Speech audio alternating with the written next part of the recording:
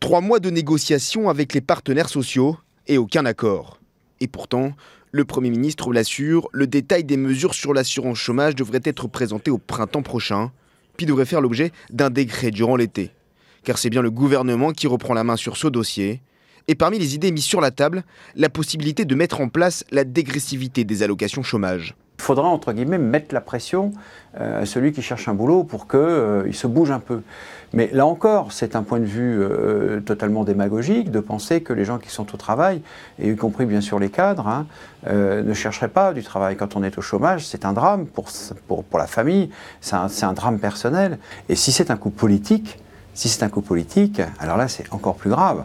C'est l'exacte définition de ce qu'on appelle le populisme. Avec cette réforme, le gouvernement souhaiterait économiser 4 milliards d'euros.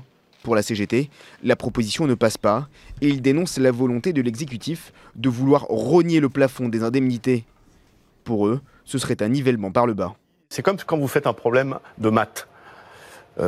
Normalement, vous avez un énoncé et c'est celui qui bûche qui doit trouver la solution. Lui, il donne la solution, économiser 4 milliards d'euros, et c'est à nous de trouver l'énoncé.